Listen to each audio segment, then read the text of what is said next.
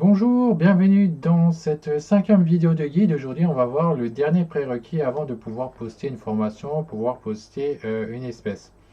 Alors, donc le système apparaît dans deux points, soit dans espèce, soit dans formation, mais on le retrouve aussi dans le profil. Donc là, on parle des moyens de paiement acceptés. Alors, comme d'hab, je vais vous le montrer par le biais des espèces. Je prends la première espèce qui apparaît là, on va faire proposer cette espèce. Et on tombera donc sur ce panneau s'il n'a pas encore été rempli précédemment.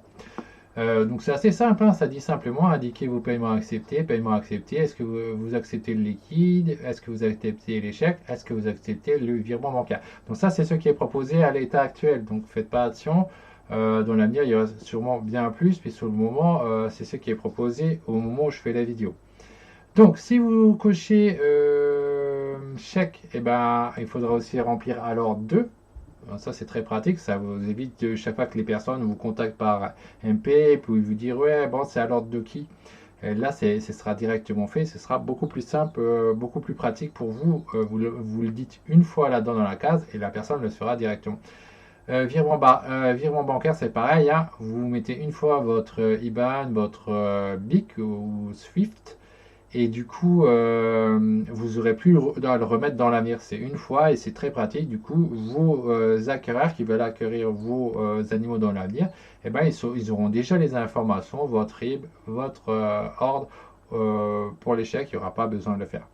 Donc voilà, c'est pas plus compliqué que ça. Donc après, il suffit de cocher les cases, remplir ça selon ce qu'on veut. Si c'est que liquide, eh ben, vous cochez liquide, vous passez à la suite et vous marquez que vous passez après direct à la page enfin de poster une espèce, c'est la page que vous aurez tout le temps après.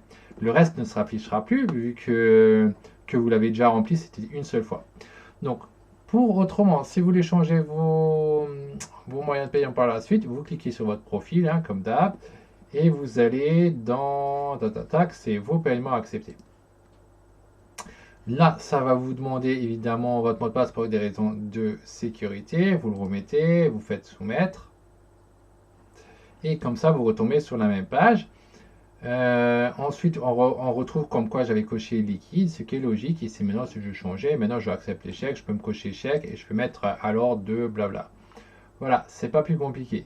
Mais il faut bien cocher, après mettre à l'ordre, ça devient du coup avec donc à l'ordre de RDK. On va mettre, voilà, alors du RDK, hein, et puis vous mettez à jour et ça marche impeccable. Voilà, c'est pas plus compliqué, hein. Et après, si vous ne le voulez plus, bah, vous décochez et puis vous mettez à jour et puis comme ça c'est plus valide, hein.